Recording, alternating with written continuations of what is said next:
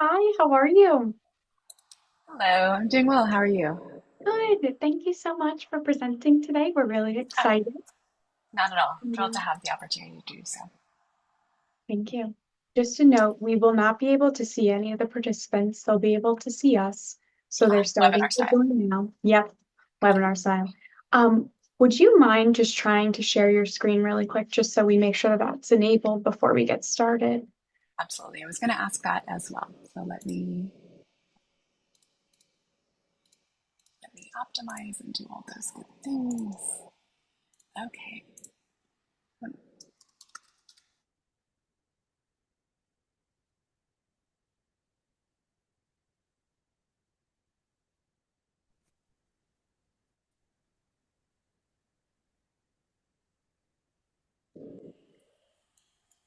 How does that look? It's perfect. Great. It looks I'm great. going to test something. Yay. Okay, wonderful. Okay. Let's see here. Let me make sure the chat is enabled.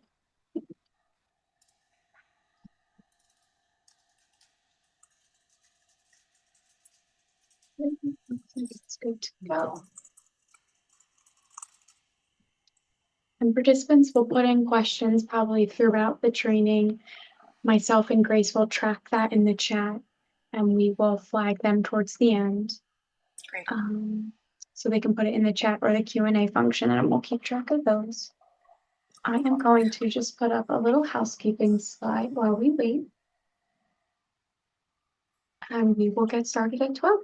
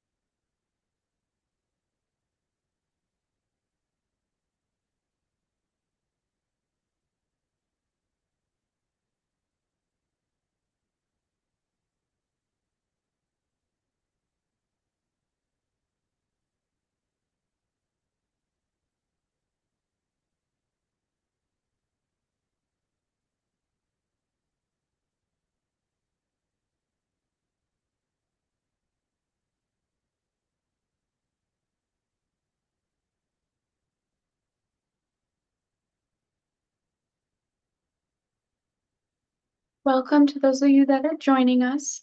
We have this slide up with a few things to remember. So your cameras and microphones are disabled, so please use the chat function for any questions, comments, or support. You can also use the Q&A function for any questions. Just be sure when you're using the chat function to select everyone from the drop-down. We're going to have 10 to 15 minutes at the end for Q&A. If you're participating today to receive CME or CU credit, you'll need to attend for 45 minutes or more to receive your certificate. All participants who'd like to receive credit will also need to complete the evaluation survey after the session, which we will place in the chat and we will also send out via email. And CME and CU certificates will be sent out by June 5th via email, along with a link to the recording of today's session, the slides, and a list of related resources. And you will also be able to find all of those materials on our website in the BHIPP training library early next week. So we will get started in a couple minutes. Thanks for joining.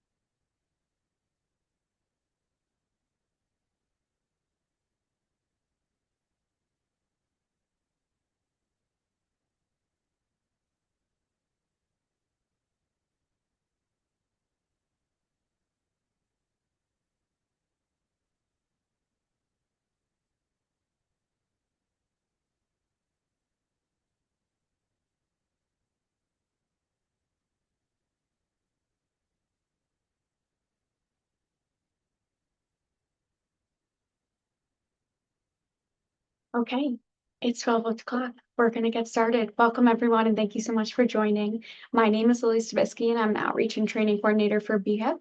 I'll be introducing our presenters for today and facilitating the Q&A at the end of the session. For those of you that are unfamiliar with BHIPP, I'd just like to provide some information about our program.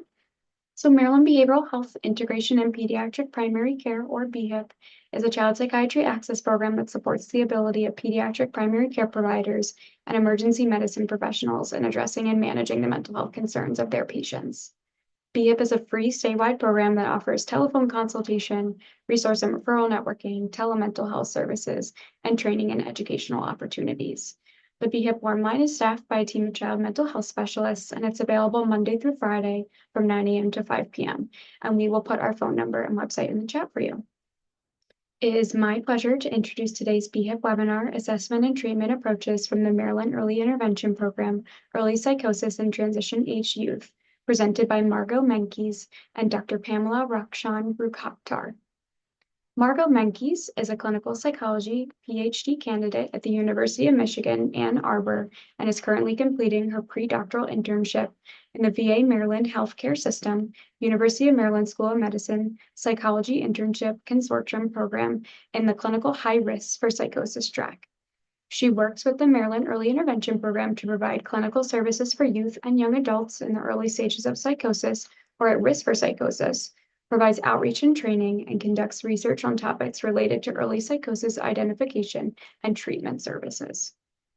Dr. Rakshan Rukhaktar is an assistant professor at the University of Maryland, Baltimore County, as well as a clinical assistant professor at the University of Maryland School of Medicine. Her work focuses on the validation and development of psychosis spectrum assessments, application of advanced quantitative methods in the study of early psychosis assessment, and studying the role of cultural and contextual factors, particularly race, in our understanding of psychosis constructs, as well as illness presentation, course, and treatment.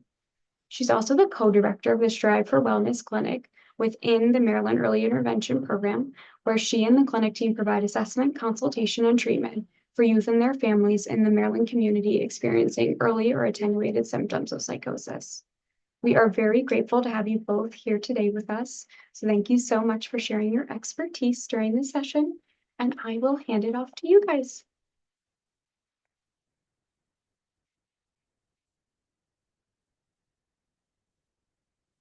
Oh, I think you're on mute. Thank you for that. Hopefully you can both see the slides, which is what I was saying earlier, and hear me now. Thank you very much for that warm welcome. I couldn't introduce myself and Margot better, but I just wanted to show the screen to say, if you have any questions, if you'd like to follow up to hear more about the work that we do in our team, please feel free to reach out to either Margot or myself, and here's our contact information.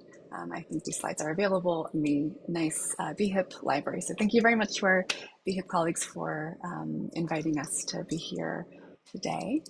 I will briefly remind us of our agenda, which is to first hopefully provide an overview of psychosis, but also the early psychosis spectrum, to share a little bit about best practices and new research on early identification and intervention of psychosis spectrum concerns, to talk about screening and assessment approaches, share some information about the Maryland Early Intervention Program, and we will hopefully do our due diligence to wrap up in 45 minutes so that we have ample time for questions, answers, or things from the audience to share.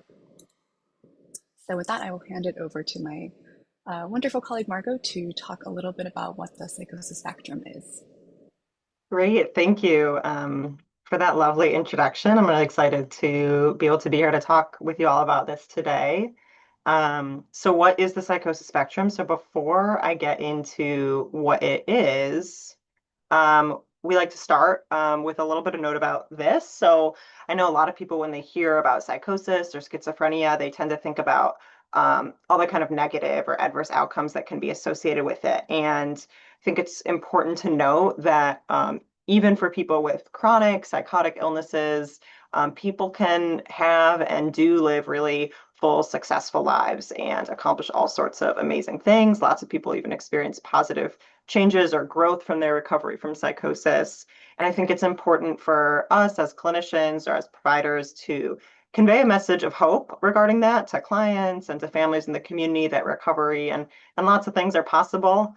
And not for us to suggest that this diagnosis means someone's definitely going to have these negative outcomes. So just keeping in mind that psychosis as a diagnosis doesn't have to define someone or dictate exactly what their future will look like. Okay, so that being said, what is psychosis? So we think of psychosis as a syndrome. So that means it's a collection of symptoms that tend to go together. And it can be broken down into positive symptoms of psychosis, negative symptoms, and disorganized symptoms. So what are each of those? So first, positive symptoms. So these are when something is added on. That positive means kind of like added on to the person's experience compared to someone who has not ever had psychosis. So these are, the first positive symptom is delusion. So these are fixed and false beliefs. They may seem irrational sometimes to other people around the person, but the person may hold on to these pretty strongly regardless. They can often be about things like persecution or getting special messages or signs, like that someone is following me or people are, plotting against me, or maybe aliens are sending me special messages through the TV. Those are some examples. They could be other themes too, like grandiose or about telepathy or being controlled, just as a few examples, but these can be about lots of things. And then hallucinations are the other kind of positive symptom of psychosis. So these are when people have a perception in the absence of having that sensation, or in the absence of an external stimulus. So this is when people hear or see things that other people around them do not hear or see. They can be in any sensory modality, but hearing voices is the most common one that we see.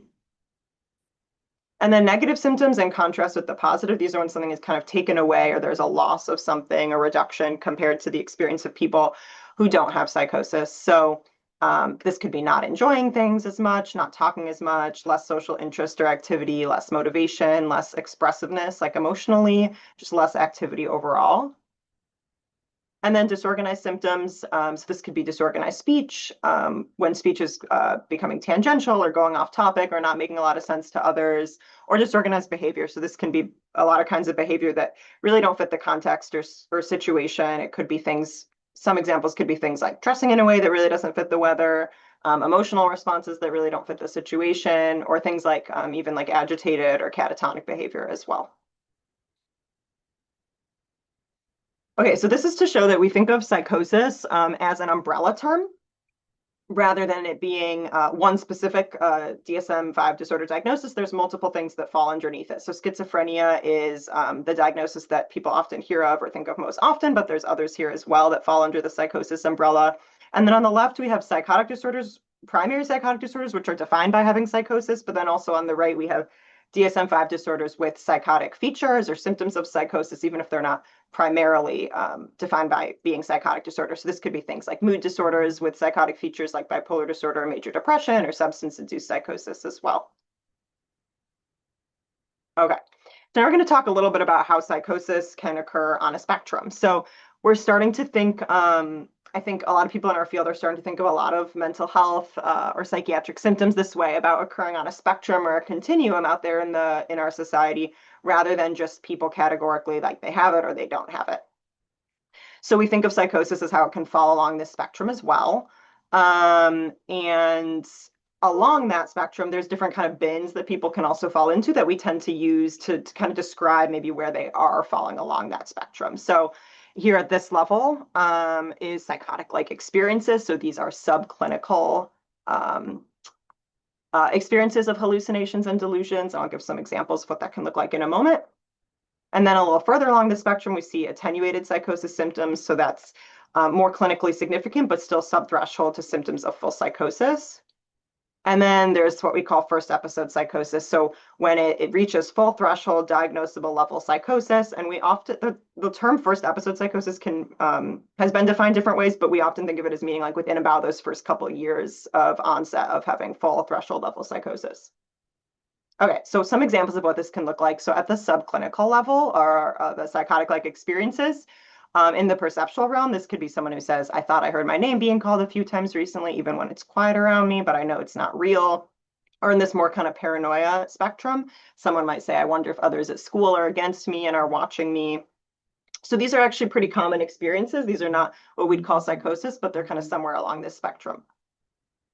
And then a little higher or further along the spectrum at the attenuated psychosis symptom level, someone might say, I hear someone whispering my name sometimes in class. It really scares me, so I leave class when it happens, but it can't be real. Or they might say, I'm leaving the house a little less because I think my neighbor may be plotting against me. It might just be in my head, though. So some things I want to highlight here. These may still be subthreshold to psychosis because of maybe the intensity or the frequency, or how long it's lasting when it happens, or how much someone's convinced it's real or not. So in these examples, a key part is that the person still is kind of having that doubt or questioning, like maybe this isn't real, maybe it's kind of in my head. So that part can make it more attenuated psychosis than full threshold psychosis, but it can still be clinically significant. In these examples, it's stressful to the person, it's scary, it's just starting to change their behavior a little bit, like they're leaving class or staying at home more. And then at the first episode psychosis, so full threshold psychosis level, someone might say, I hear people having a conversation and telling me to do things. Sometimes I respond to them, or I refuse to go outside because I'm convinced my neighbors are plotting to kill me. So at this point, the person's fully convinced that this is reality. It's really changing their behavior and making a big difference.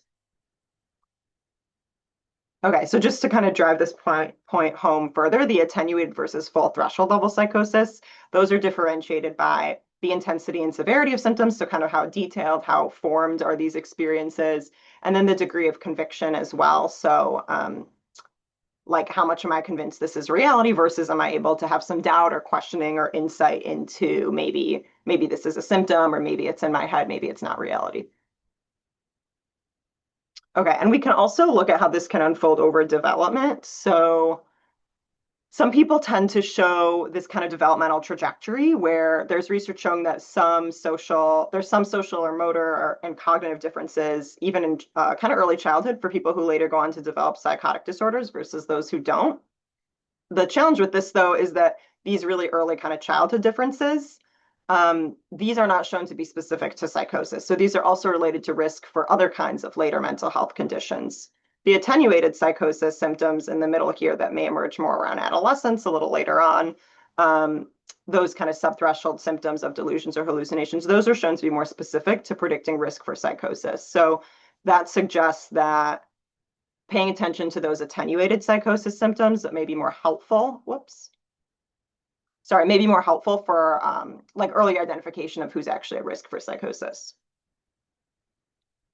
And okay, so we think of attenuated psychosis as indicating elevated risk compared to the general population, but it doesn't mean someone's definitely going to go on to develop a psychotic disorder like schizophrenia. So the attenuated psychosis symptoms are more common in the population than psychotic disorders are, so not everyone who has them goes on to develop this. In fact, the research shows it's actually only about a third of people with attenuated psychosis who go on to develop a full threshold level psychotic disorder. And then about another third of them may continue to experience attenuated psychosis, and about another third of them may actually have remission from these symptoms where they go away, although they may still continue to experience difficulty with other mental health concerns for a lot of those folks.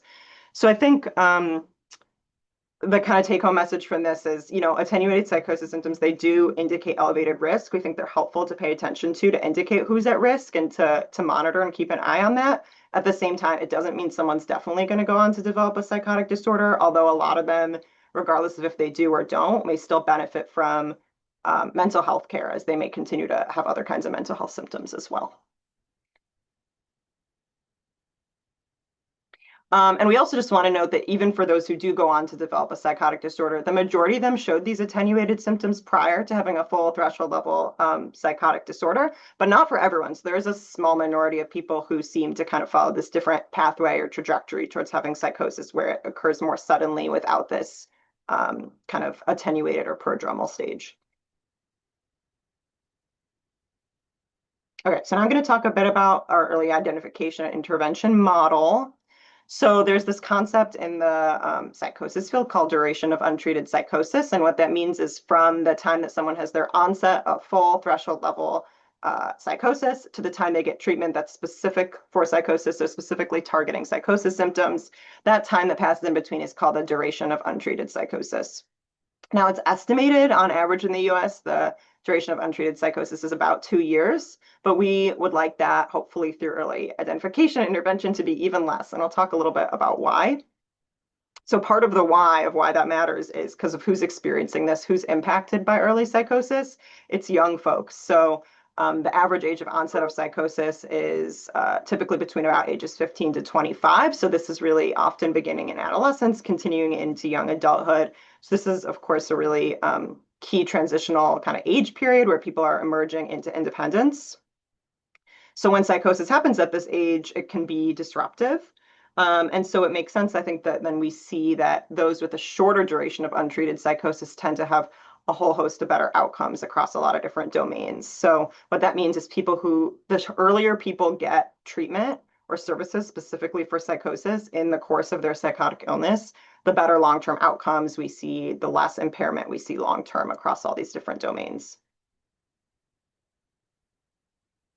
And in contrast, people who don't get that early intervention, so that help early on in the early stages of having a psychotic disorder, they face a lot more challenges to get connected with the mental health care system, to have kind of coordination between different providers and get appropriate care. So just a lot more barriers and challenges early on. And what I'm going to talk a little bit about some more of the kind of specific goals or approaches in this early intervention model. And to do that, I'm just going to reorient to this spectrum approach. So we have psychotic-like experiences, and then more attenuated psychosis, and then full threshold level or first episode psychosis. So when people are in the first episode psychosis kind of bin here, the gold standard, the early intervention that we want to do is we want to get them connected to first episode treatment as early on in the course of this as we can. So one good thing about having people in having treatment for attenuated psychosis, so having people in treatment even at that attenuated stage, is one, ideally, we would hope that we can prevent people, for some people, from transitioning into full threshold level psychosis if they get appropriate care at this attenuated psychosis stage. And for people who do transition into full threshold psychosis and kind of move up to that next bin, if they're already in the mental health care system, it may be easier to get them really rapidly then connected to that first episode treatment if that transition does happen and they're already in the care system. And additionally, another goal of having people, in treatment or connected to services in this attenuated stage is that, as I talked a little bit about before, those attenuated symptoms, even if they're not full threshold level psychosis, they can be distressing and get in the way for people in other ways, regardless. And so another goal of this treatment at this stage is to reduce that distress and impairment that's associated with those attenuated psychosis symptoms in their own right.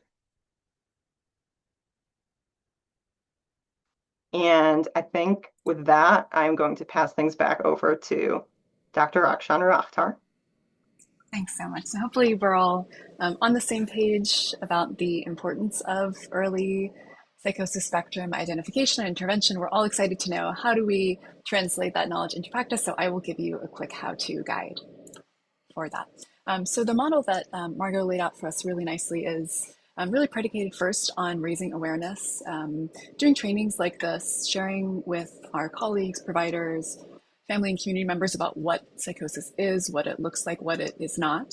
And once we are all aware in these different settings, both clinical and community, we can move on to both broad screenings universally in lots of different settings, whether that's primary care, university screening settings, and the like, to identify folks who might benefit for further assessment, and for those who it's warranted, it makes sense, and is in keeping with their own goals for treatment, to connect those individuals, whether they be experiencing attenuated or early psychosis spectrum symptoms, into the best specialized treatment for them. So how do we screen for psychosis? I will go through and walk through a few different steps. Firstly, it's helpful to ask folks, are there any symptoms present? You can do that informally based on some of the information Margot shared earlier about what the different signs and symptoms are of psychosis. There are also a few different screening tools and resources that can give you a structured approach to know what kinds of questions to ask, and I'll share those in a couple slides. So if symptoms aren't present, then it's helpful to move on or revisit if things change. Sometimes you might hear from teachers, from other providers, from family members that they think there might be symptoms of psychosis present. And that's really helpful collateral information, but we always want to make sure we're focusing on what young folks, whether they be adolescents or young adults, are saying. That's really the most key important factor for making decisions around whether someone is experiencing psychosis or not. So be good to get that perspective from young folks themselves. If there are symptoms that people are endorsing, it's helpful to tease apart whether this is really reflective of a mental health symptom or something else. So sometimes folks might share with us that they're experiencing things like hearing a voice, but if we dig further and ask what they make of that, what they think might be going on, we can find that it's something that could be culturally normative, that is kind of typical, isn't really considered a mental health symptom. So getting some context and background to understand the what of what these symptoms mean is really helpful. If it's not a mental health symptom, even though sometimes it can be concerning to us as clinicians to hear that folks are having these symptoms that might seem like delusions or hallucinations. Really figuring out whether this is, in fact, a symptom of a mental health concern is important for moving on to those more intensive next steps.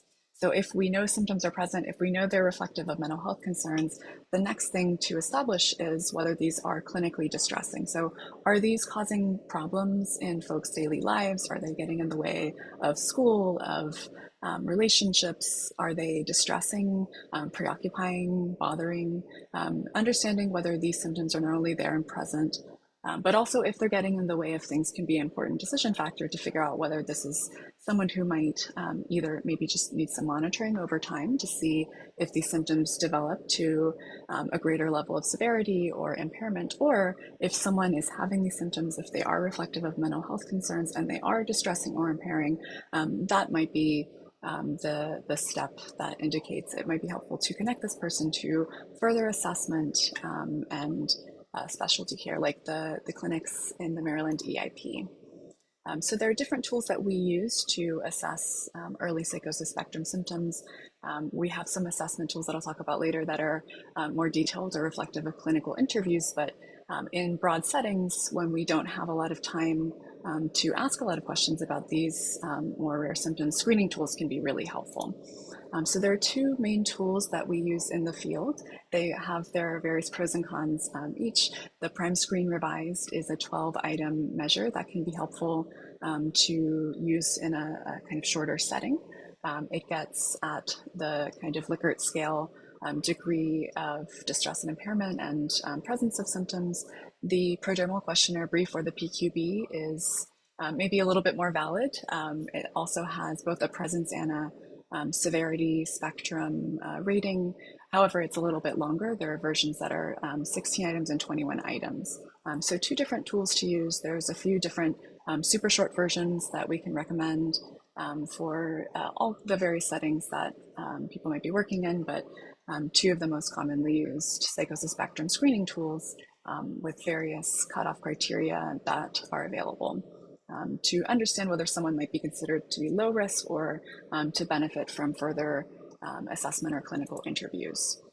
If you're in the Maryland area and are interested in accessing some of these screenings and maybe connecting folks to next steps for care, our clinic at the Strive for Wellness Clinic has an online version of the PQB where you can follow the link shown on the screen here, fill out some information, either use this as a referral portal or just use this as a screening tool to keep track of the symptoms endorsed by young folks.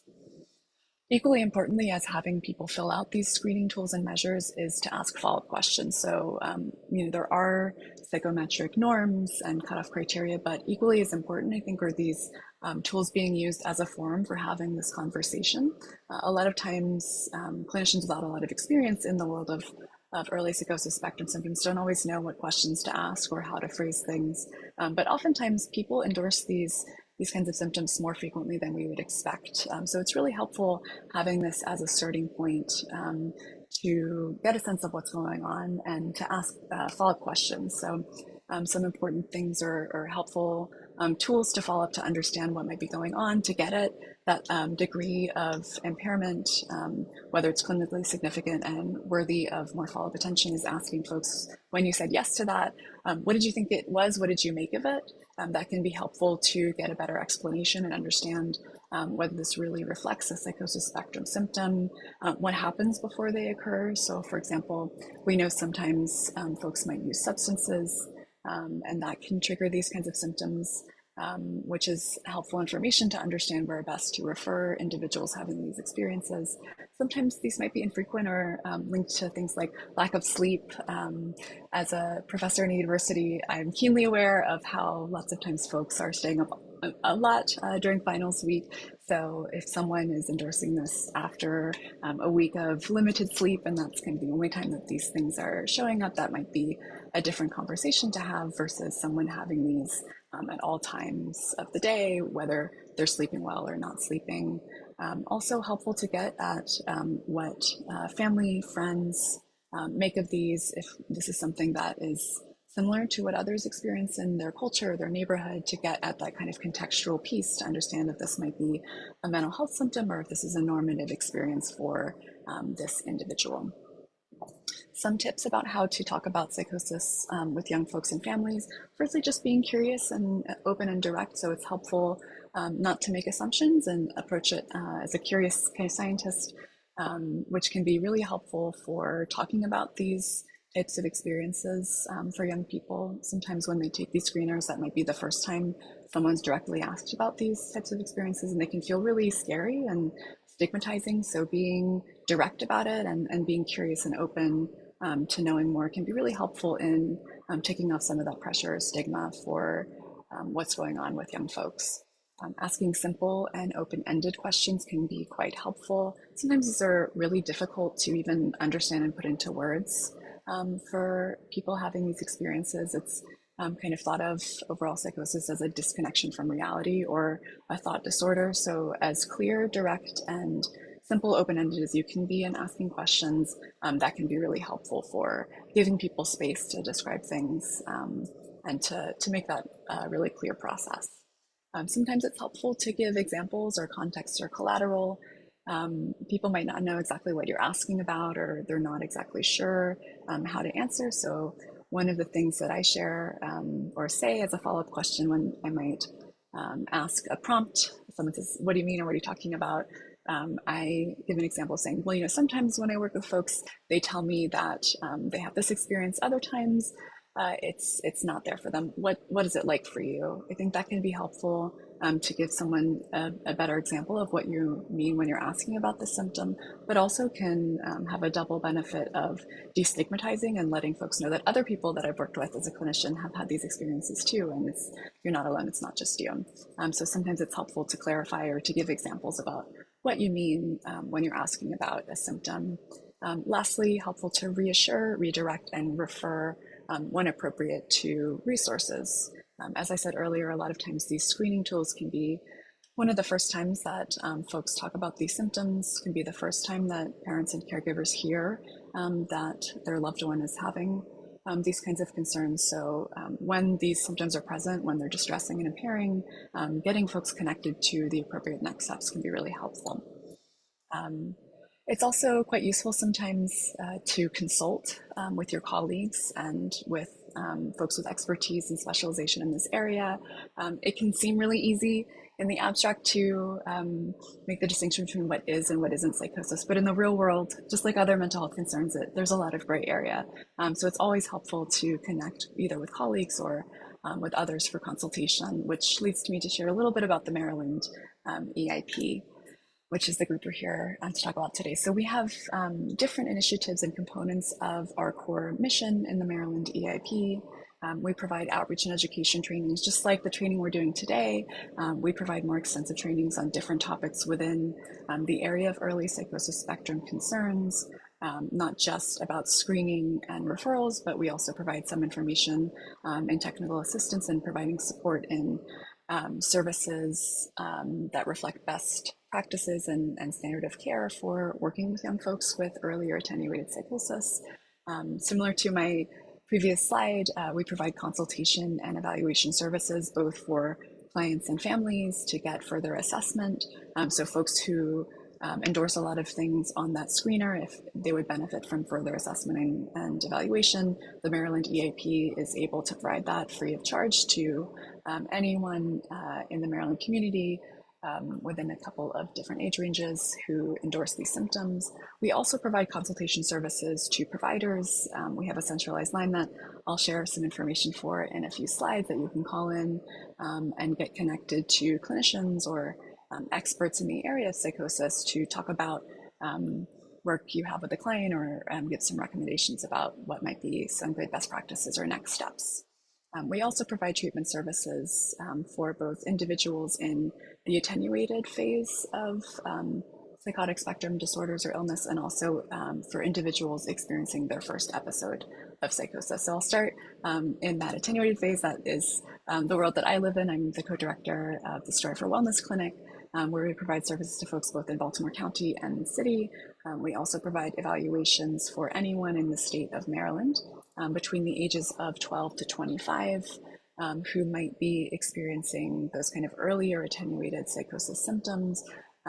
We are able to give a diagnostic assessment with a particular focus on those early psychosis spectrum symptoms. And after that evaluation comes feedback around what diagnoses we think make sense for folks, treatment recommendations, whether that's things we think might be useful for their current care team to implement, or referrals for other services or providers that might be useful, given what clients and families are sharing with us. We are also able to facilitate referrals to our own clinic, which provides treatment services to young folks experiencing attenuated psychosis, or for those individuals that we think have crossed that threshold and are experiencing their first episode of psychosis. One of the benefits of our clinic team is that we're able to kind of fast track them to get connected to one of the coordinated specialty care teams that provides specialized services for young folks within the first 2 years of their psychosis spectrum illness.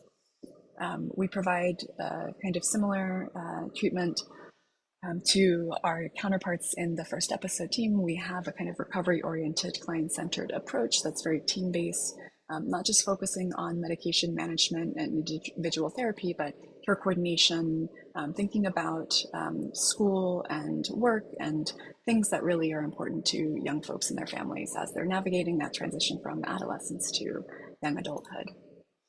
We accept some insurances, but for those who don't have insurance within our network, we are able to provide services for free as part of our grant funding. Our clients are between the ages of 14 to 25, able to travel to the Baltimore area, experiencing attenuated psychosis with no history of full threshold, without a current primary substance use disorder, who are appropriate for outpatient care settings. So I definitely recommend, if you have a client who would benefit from some assessment, consultation with our team, or treatment, to reach out to us. There are also a number of different coordinated specialty care programs in the state of Maryland for people experiencing their first episode of psychosis, really clustered around the Baltimore area. So if you're interested in hearing more information or referring clients or families to these services, we have a centralized line coordinator, one kind of centralized place where you can call and get information about referrals to all of the different early psychosis programs in the state of Maryland. So I definitely recommend you reach out by phone, by email. We always like to say our goofy slogan is, when in doubt, reach out. We're always happy to answer calls. Even if it doesn't make sense to connect with our programs, we're always happy to answer questions and support in any way that we can. So before I move over there, I forgot this was on autoplay. Hopefully we've shared some helpful information, but I always think it's best to learn from those folks with lived experience of psychosis. So I will play a video on the next slide of some of our young folks and family members from the state of Maryland, from some of our early psychosis care clinics, talking about their experiences when they first started having these kinds of symptoms, and what care was like for them. So hopefully I did my clicking right earlier and you can hear the sound on and see the video on the next slide. I'm getting some thumbs up, so sounds promising.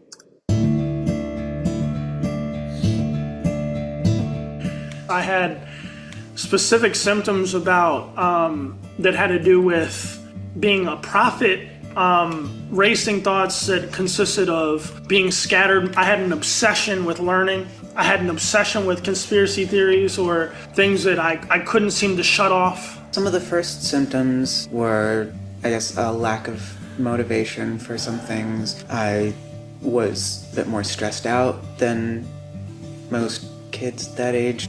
I started self-harming as one of the first, I guess, like big red flags. I remember dialing 911 on my family phone, which didn't end well because I thought I was having a heart attack because of the anxiety I was facing. I didn't know it was psychosis, and suddenly I thought God was talking to me, and the president was communicating to me through different channels or energy sources or whatever. That was like right around when my grandfather died. But then after his funeral, and even like a few months after, I began to like hear his voice. I'd hear him giving me like very detailed instructions. Until I was about 21, 22, when I started thinking that other people could hear my thoughts and that I could manipulate their thoughts. it got to the point where I thought that was reality. I felt like my brain was on fire.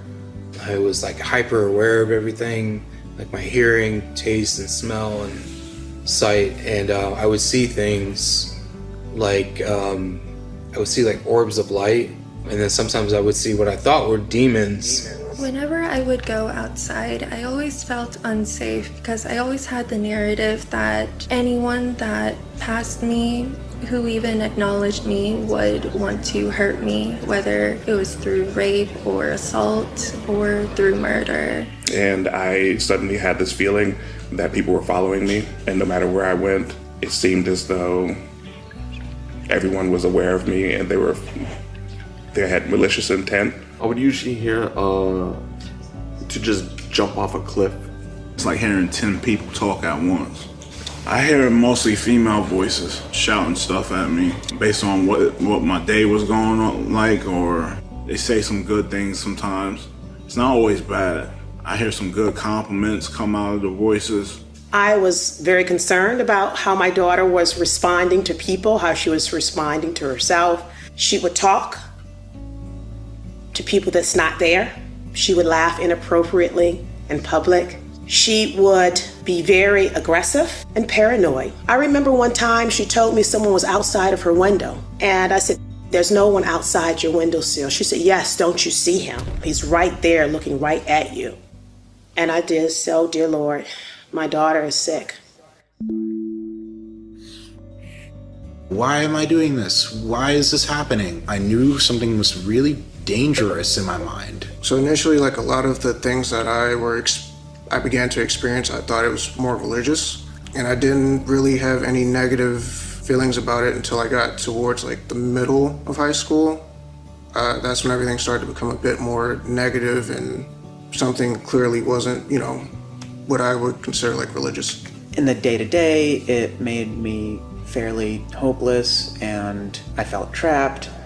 And I would actually try to talk to the voices and try to figure out what was going on, but it never made sense. It was always jumping from one thing to the next. What was impacted by my onset of my symptoms is that my daily functioning, I was just distracted with my voices and would just lay down, take a nap. I felt like I was separated by the rest of my classmates. Even though I was able to be friends with them, I still felt like I was looking in from afar. I was just questioning whether it was real or not. You feel like all of a sudden you're seeing things that other people aren't seeing, that was discovering something about the universe that no one else knew. I started to see my daughter's up and down decline in her life, with her jobs, with her relationships, with herself. 2 Thanksgivings ago, I was at my mom's house, and I could not. The volume of the voice was just too loud for me, so I had to leave. And that made me feel bad because I wanted to really share that time with my family. Whenever I would have to take a shower, I would try to do it as minimal as possible, taking usually 1 shower a week just because of how afraid I was. And I did not feel safe no matter where I was in my house. Imagine being in high school and then you're dealing with all these things. I felt like a superhuman, all this energy, but I couldn't control it, and it wasn't sustainable. Academically, I was still performing very well, but it just became harder to concentrate. And I wouldn't say my performance really slipped. When I began to hear the negative voices, I became very easy to upset.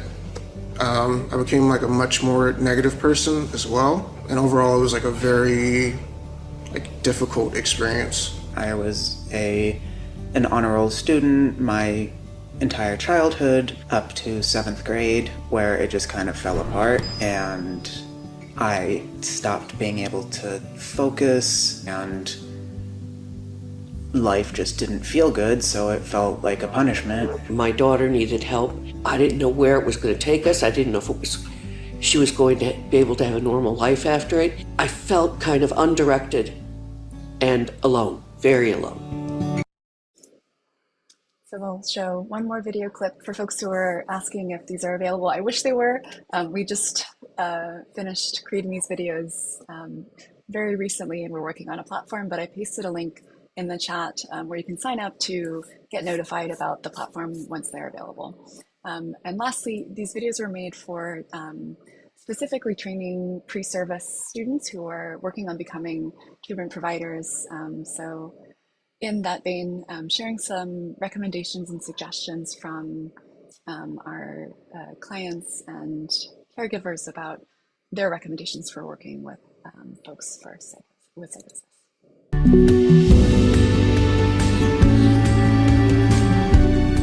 As for what young and upcoming physicians and treatment providers need to know for working with people with psychotic symptoms, one big thing, work with them, not work on them. Instead of telling someone that what they're experiencing isn't real or isn't happening, try to help them cope with it. Because in the moment, in our experience, it is real. I think what young clinicians need to know about psychosis is that there are so many forms and each patient is very different. The type of treatment they need is going to be very different. And focus on the recovery, not on the illness.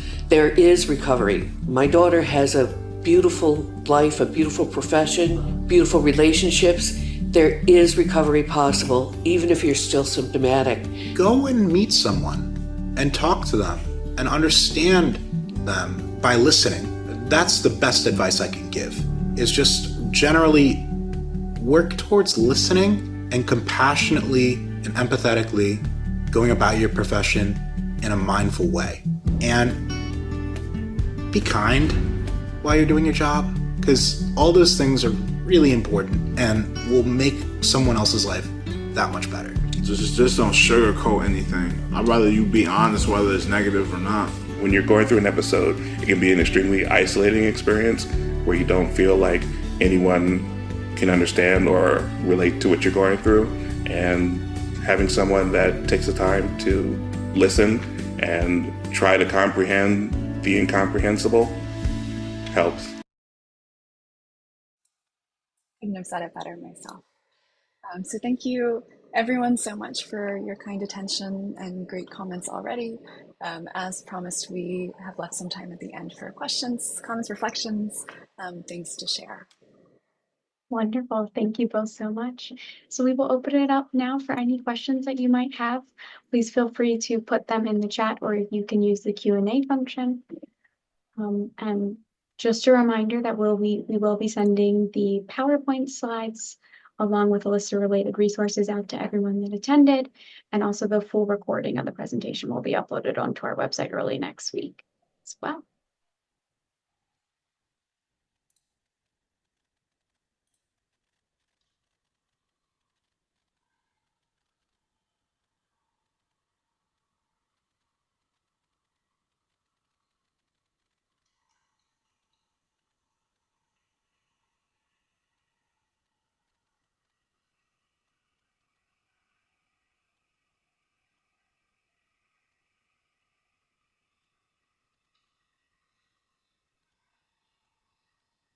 The thank yous.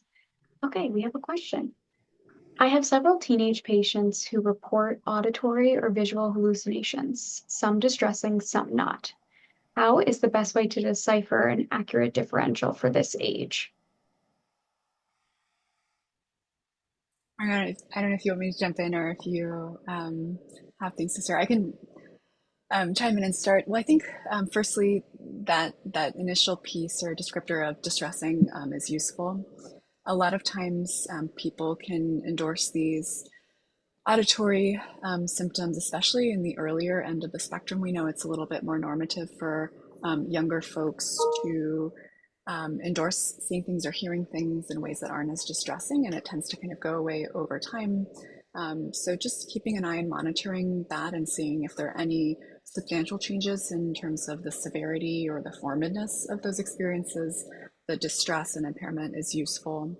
I think it's also helpful to to get a sense for those people who say that these symptoms are distressing and impairing, to understand kind of the pattern or the course, or maybe how that young person or their family members might make sense of these symptoms and experiences. And in the slide that Margot nicely described earlier, we know that people who have these attenuated symptoms or who have early stage symptoms of hallucinations that are distressing and impairing, they are at elevated risk for developing psychosis spectrum disorders. So 30% roughly of folks go on to develop a full threshold psychotic illness. So that's much greater than the lifetime prevalence of 4% we see in the general population. So a lot of times it's helpful just to explore more, or if it's available and it's something that the client and family members are willing to do, getting an assessment oftentimes can be helpful,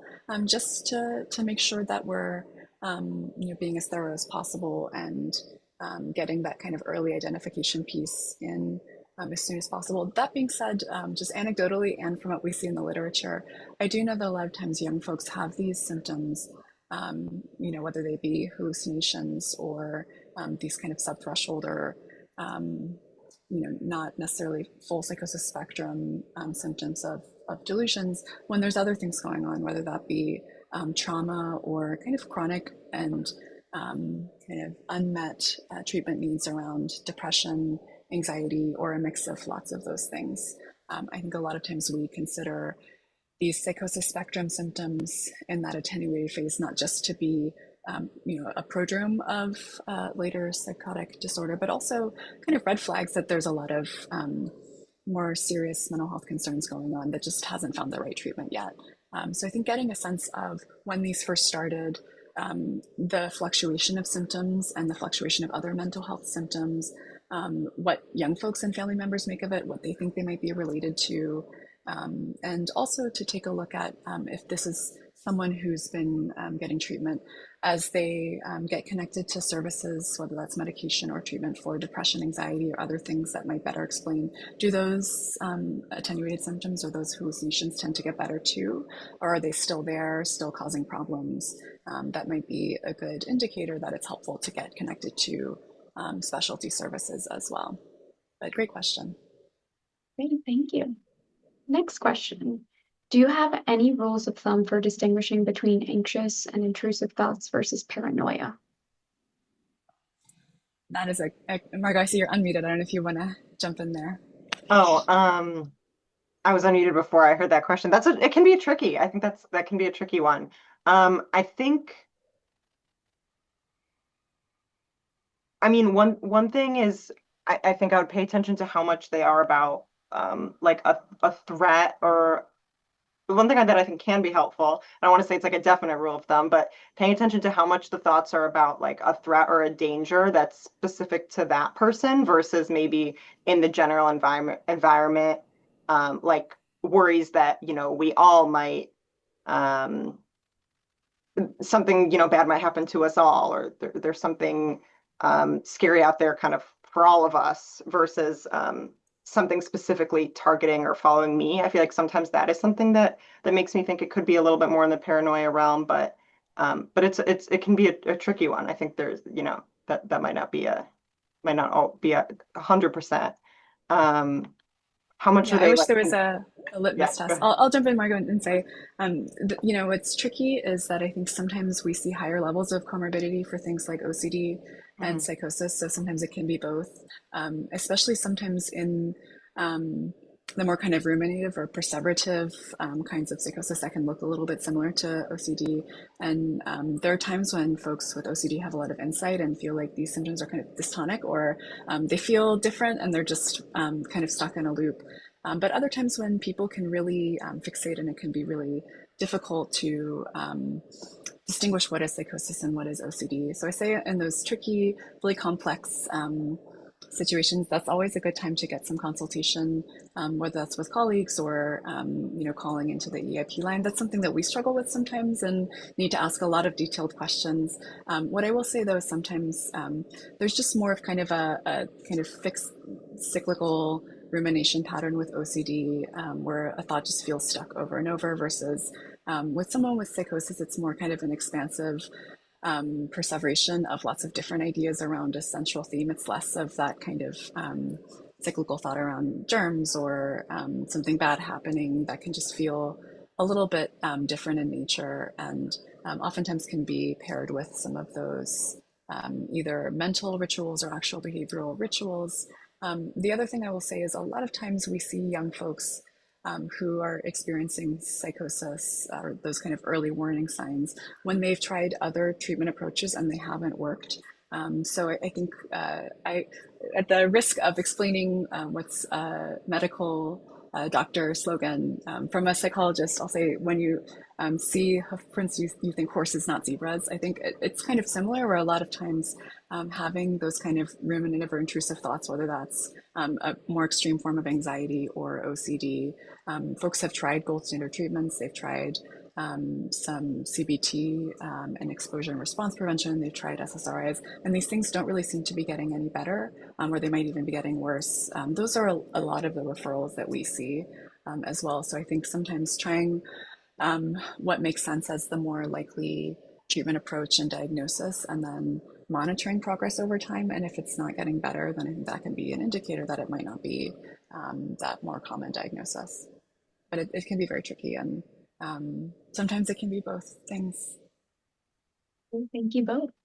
Next question we have is, I work with individuals with autism and intellectual disabilities. I have a nonverbal student who seems to be responding to internal stimuli. Do you have any suggestions or know of any providers who work with individuals that cannot describe their experiences? That's a great question, and it's something that we often grapple with. I think it can't be only unique to Maryland, which is we know that there's a high comorbidity between autism spectrum diagnoses and psychosis as well, but oftentimes one diagnosis is exclusionary for being seen in a specialty care setting for the other, which can make it really quite difficult and hard to find the right location for these folks to get services. What I will say for the Maryland EAP clinics and their affiliated clinics, the best fit for individuals to get services typically need to be able to engage in outpatient psychotherapy and need to be at that kind of higher level of functioning. That being said, I do believe our centralized line coordinator has been working on developing a list of providers in the Maryland community who have expertise and willingness to provide care to folks with both an autism spectrum and psychosis diagnosis, or who have autism spectrum disorder and seem to be experiencing symptoms of psychosis. So I would recommend calling that centralized line and finding someone. I know it can be difficult, the intersection of someone's functional level, their insurance, their location, their transportation ability. It can be, quite frankly, really hard to find the best fit. But I know our coordinator has a list, and we're always trying to make it more expansive. So I would recommend starting there. Thank you. Next question we have is, what are some referral options for teens who have psychotic symptoms and are using marijuana with or without a formal diagnosis of a substance use disorder? It can be unclear if psychotic symptoms are marijuana induced or if the teen is self-medicating.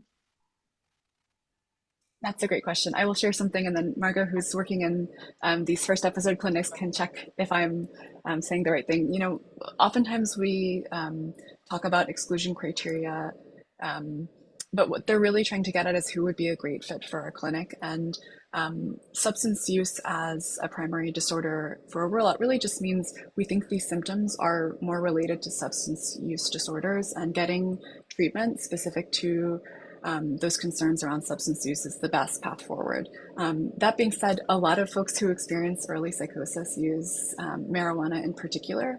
You know, sometimes it can be in that diathesis stress model, one of the stressors that can trigger an episode of symptoms. A lot of times people tell us that they have these symptoms and they're difficult to cope with, and smoking marijuana can help a little bit while it also can make it worse. So it's very common.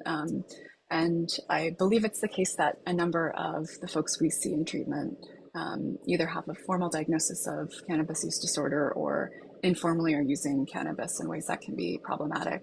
It's not a barrier or an exclusion criteria. It's really more about, does this person actually need primary substance use disorder treatment as their likely best treatment plan, and is that what we can provide, versus is this someone whose primary concern or whose would really benefit from that early psychosis-oriented coordinated care model, which also will include thinking about cannabis use and the ways that it can get in the way of mental health. Yeah, that's, I would say from my experience in working in the first episode clinic, I think that's very accurate. I think there's definitely a number of people who receive services at the clinic who are using substances, including cannabis, regularly, and that may be something they are working on to different extents with their treatment providers there.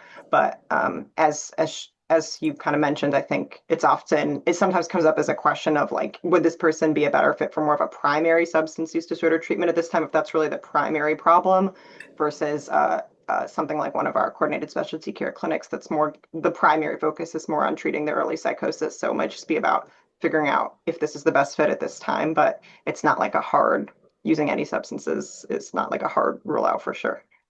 I would go so far to say, I think if we banned folks using cannabis, we would have almost no clients. Few people would be left. Very common. Another question for you guys is, what has been your experience and your guidance with family members who insist their loved one is experiencing a religious event? That's a great question. I think one of the kind of important parts of early psychosis care is including family members, spending a lot of time to build rapport and engagement, and using kind of a shared decision-making approach and a motivational interviewing informed approach to build that mutual understanding of what is going on, what is a mental health symptom, and what is the purpose of treatment, and what are you all looking for? So I think there can be times when there are differences between what a young person thinks of what's going on with them and how they understand their symptoms and what a family member thinks. Sometimes too, clients and family members might share with us that they're having these experiences and they would conceptualize it as religious or culturally normative. What I think is helpful, rather than trying to litigate what is or isn't an authentic religious experience, is really trying to understand not just what they think is causing these symptoms, but how these symptoms play a role in their lives for the good and the bad, and really thinking about treatment planning and talking about those symptoms and coming up with strategies to address them insofar as they are a problem, they get in the way of things. I think when you focus on that piece, that can be really helpful to understand and kind of work towards knowing what is worthwhile in targeting and treatment, and kind of focusing on saying, you think this is religious, but as a mental health provider, this is what I think about it, and this is how we understand it. I think that can be really damaging to rapport. And that might either be true, but it also might not be true. It could be something that is, authentically part of someone's culture that we're over pathologizing. So I think coming in with humility and just focusing more on what is distressing and impairing, what are someone's goals, and how can we work towards getting them achieved, rather than trying to argue what is a mental health symptom and what isn't, is a helpful way to start. Thank you both so much. I think that's all of our questions. So thank you again for this wonderful presentation, and to all of our participants in today's session. As a reminder, the recording of today's session, the slides, and a list of related resources will be available on our website next week. We will send CME and CU certificates to participants by June 5th. Please remember to take the survey as you exit. This is required if you'd like to receive a CME or CU certificate. We'll also send the survey out via email as well. And stay tuned for future BHIPP trainings by following us on social media. And thank you all again. And I hope everyone has a great rest of their day. Thanks everyone. Thank you.